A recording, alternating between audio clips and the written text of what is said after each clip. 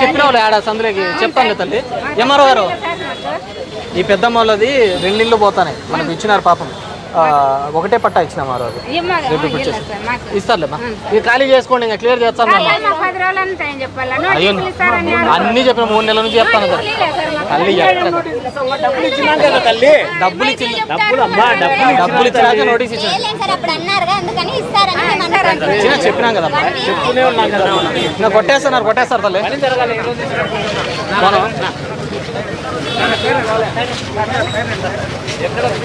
వీళ్ళు ఇచ్చారా? రెండోసారి పెట్టినారా? పడతాయిలేమ్మా, తొందరలో పడతాయిలేమ్మా. ఏం చదువుతున్నానా? ఎంతవరకు చదివినావు? ఏఎన్ఎం అయిపోయిందా? మొన్న దీనికి స్టాఫ్ నర్సులు వేసుకోవాలా?